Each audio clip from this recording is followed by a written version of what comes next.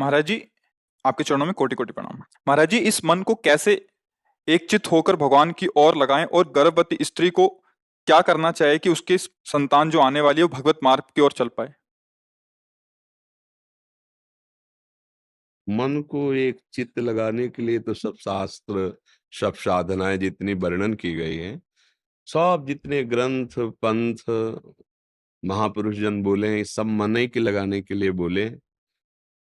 क्योंकि बहुत जन्मों से मन हमारा शरीर और भोगों में मगन रहा है, साधना नहीं बनी है। अगर साधना बनी होती तो हमें भगवान की प्राप्ति हो गई होती। साधना नहीं बनी है, भोगों में ही विचरण करते रहे हैं। कुछ पुण्य बने, कुछ पाप बने। इससे कभी देवलोक को गए हैं, कभी नरक लोक को गए हैं, और कुछ पुण्य पाप के मिश्रित भाव से मनुष्य देह की प्राप्ति हुई। इसका मतलब मन को हम निर्मल कर पाए ऐसा अवसर हमें नहीं मिला, ना हम ऐसे अवसर में मन को प्रभु में लगा पाए। अब हमारी बात रही कि हमारा गर्भ कैसे पवित्र संस्कारों वाला हो, उसके ऊपर कैसे प्रभाव पड़े। तो जैसे हमने प्रहलाद जी के जीवन चरित्र को जब सुना और पढ़ा, तो ये प्राप्त हुआ कि गर्भ में ही प्रहलाद जी थे। कयाधु जी को नारद जी अपने आश्रम में ले गए और वहां रोज भगवत चर्चा सुनाते, और पवित्र आश्रम में रहती पवित्र भाव से, तो वो सारी पवित्रता उस गर्भस्थ बालक के ऊपर प्रभाव पड़ा, और गर्भ से ही वो महान भागवत रूप में प्रकट हुए। गर्भ में ही अर्जुन जी ने जब अभिमन्यु जी को चक्रव्यूह तोड़ने की सुना, उन अभिमन्यु की मां को रहे थे, लेकिन गर्भस्थ शिशु के ऊपर प्रभाव पड़ रहा था। आखिरी व्यूह रचना को तोड़ने में वो सो गई, तो श्रवणेंद्री, मां की श्रवणेंद्री से बालक पर जा रहा था प्रभाव, वो बंद हो गया। आखिरी नहीं तोड़ने की बात समझ पाए। इन दो उदाहरणों से हमें यह समझना चाहिए कि हमारे गर्भस्थ शिशु पर हमारे भोजन का, हमारे वार्तालाप का, श्रवण का, देखने का, व्यवहार का प्रभाव पड़ रहा है। अगर हम गर्भस्थ शिशु को महान बनाना चाहते हैं, तुरंत संयम में, जिस दिन पता चले गर्भ धारण हो गया, आप सहवास नहीं, संयम में आप रहिए। खान पान का संयम कीजिए। अगर भक्त और प्रवीण बनाना है तो शास्त्र आप गान कीजिए, वो सुने, या ऐसा ना संयोग हो तो स्वयं गान करे, सुने। पवित्र व्यवहार, ऐसे लोगों से ना मिले जो गंदे भाव वाले, क्योंकि अब एक भूमिका तैयार हो रही है इस बालक की। उस ये हम जैसे आचरण करेंगे वैसे संस्कार उसमें पड़ेगा। तो मन को लगाना और गर्भस्थ शिशु को प्रवीण बनाना, इन दोनों बातों को आप समझ गए। किसका प्रश्न था? हाँ, तो आप समझ लीजिए। जैसे गर्भस्थ शिशु है, गर्भ में आ गया है, फिर आप गृहस्थ धर्म में सहवास करेंगे, वो प्रभाव पड़ेगा उसके ऊपर, उसके अंगों पर प्रभाव पड़ेगा, उसकी मानसिकता पर प्रभाव पड़ेगा। आप शासन विहीन जीवन व्यतीत कर रहे हैं इंद्रियों का, तो आपके जो बच्चा है वो शासन विहीन पैदा होगा, क्योंकि आपके संस्कार पड़ रहे हैं ना उसमें।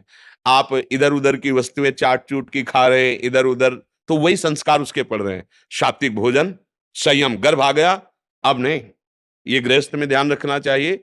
जब गर्भ आ जाए तो गर्भ की पवित्रता और उसको निरोग रखने के लिए, बलवान बनाने के लिए अब आप ब्रह्मचर्य से रहिए। संतानोत्पत्ति क्रिया ये पूजा भगवान की है, सृष्टि की। अब जैसे अब नहीं, पर ऐसा संयम बरताओ, कोई सत्संग सुनने वाला, कोई अच्छा साधना करने वाला ही कर सकता है, नहीं तो वो संस्कार पड़ते हैं। तो अगर हम बालक को एक देशभक्त बनाना चाहते हैं तो हम देशभक्ति की गाथाएं सुने, भगवत चर्चाएं हम सुने, तो उसमें देशभक्ति, मातृपितृ भक्ति, देव भक्ति, भगवत भक्ति ये जागृत होगी। अगर हम फिल्म देखेंगे, उसका चिंतन करेंगे, गंदे खान पान करेंगे, गंदे आचरण करेंगे, तो छोटे छोटे बच्चों में गंदे संस्कार देखे जा रहे हैं। क्यों? क्योंकि तुमने संयम नहीं धारण किया, तो जो संस्कार तुमने डाले वही संस्कार बाहर प्रकट होकर के उसको अपना अधिकार। अभ्यास में जैसे कुछ देर हम नाम जप करें, कुछ देर नाम कीर्तन करें, क्योंकि मन चंचल है, एक जगह टिकेगा नहीं। आप सोचो निरंतर नाम जप करने लगे, ये सिद्धों की स्थिति होती है। साधक प्रारंभ से इसमें न चल पाएगा, तो कुछ समय इसको लगाया ये नाम जप में, कुछ समय नाम कीर्तन गायन किया, कुछ समय कथा सुनी, कुछ समय भगवान को कथा सुनाई। जैसे भागवत है, हिंदी से भी है, संस्कृत से भी है, अब तो कुछ ग्रंथ अंग्रेजी से भी कर दिए गए। जो जिस भाषा का ज्ञान रखता हो अपने शास्त्रों का स्वाध्याय करे, नाम जप करे, नाम कीर्तन करे, भगवत चर्चा सुने, भगवत धामों की यात्रा करे। इससे धीरे धीरे हमारा मन प्रभु में लगने लगेगा।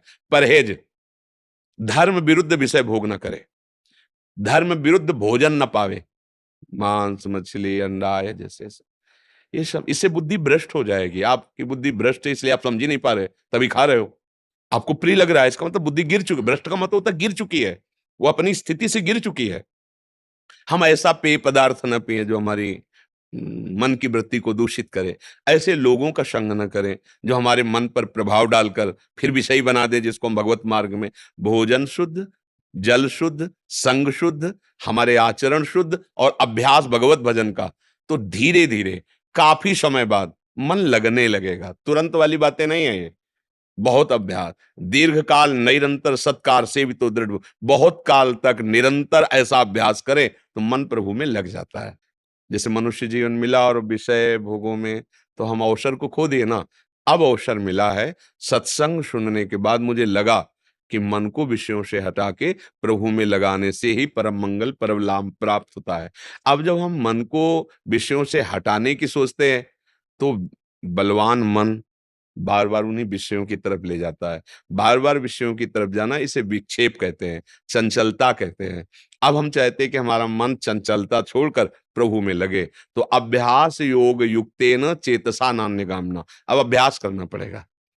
विषयाभ्यास को छोड़कर भगवदाभ्यास करना पड़ेगा।